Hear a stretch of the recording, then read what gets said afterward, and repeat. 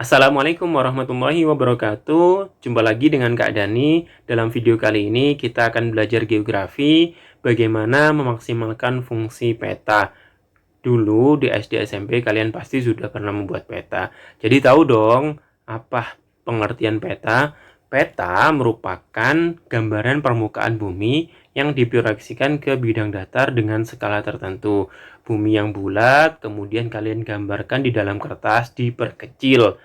Nah, gambaran permukaan bumi. Permukaan bumi itu tidak rata. Ada kota, ada gunung, ada laut, ada sungai. Kemudian digambarkan dengan simbol-simbol berupa warna. Nah, dalam simbol-simbol tersebut bisa mengetahui, oh ini wilayah kota, ini sungai, dan lain sebagainya. Jadi, komponen peta terdiri dari apa aja sih? Yang pertama, judul peta. Yang kedua, skala peta. Kemudian ada tanda orientasi atau arah mata angin, ada legenda, ada sumber dan tahun pembuatan peta, ada insert peta, ada garis astronomis. Seperti itu. Jadi jenis-jenis peta ada apa aja?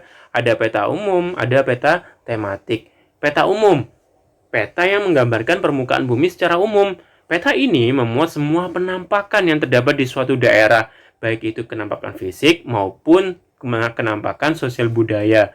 Penampakan fisik berarti terdiri dari gunung, danau, sungai, lautan. Itu adalah penampakan fisik dalam sebuah wilayah. Digambarkan dalam sebuah peta seperti halnya penampakan fisiknya. Kemudian ada apa? Penampakan sosial budaya. Ada jalan raya, jalan kereta api, kota, kemudian ada bandara. Nah, itu adalah penampakan sosial budaya.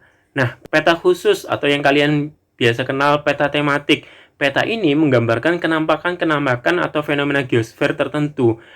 Jadi, baik kondisi fisik maupun sosial budaya tapi khusus. Contoh, peta curah hujan saja, peta kepadatan penduduk saja, peta penyebaran hasil pertanian, peta penyebaran hasil tambang. Nah, seperti yang kalian lihat di gambar, peta kepadatan penduduk di Indonesia. Terlihat sekali bahwa di Pulau Jawa, Bali, dan di Pulau Madura itu sangat padat. Kemudian ada Pulau Sumatera dan sebagian di Pulau Sulawesi. Pulau Kalimantan dan Papua atau Irian Jaya itu sangat sedikit jumlah penduduknya sehingga warnanya kuning seperti itu.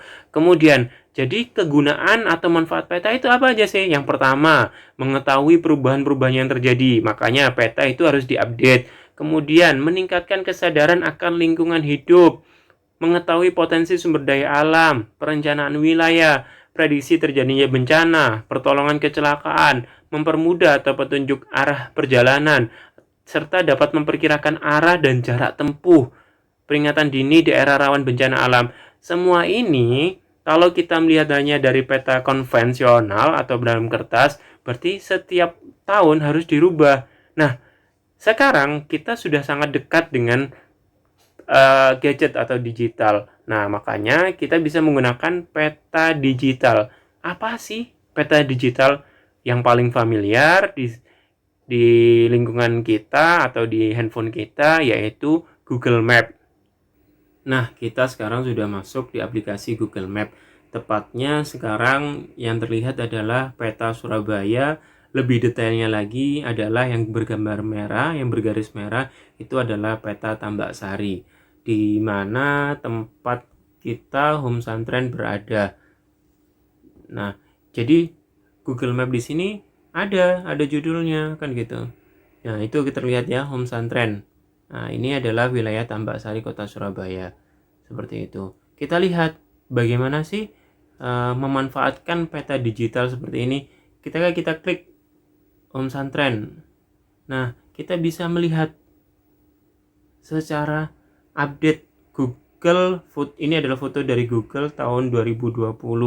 Kortesinya Google. Nah, Jalan Putra Agung 1 nomor 17A. Terlihat di sini, home santren.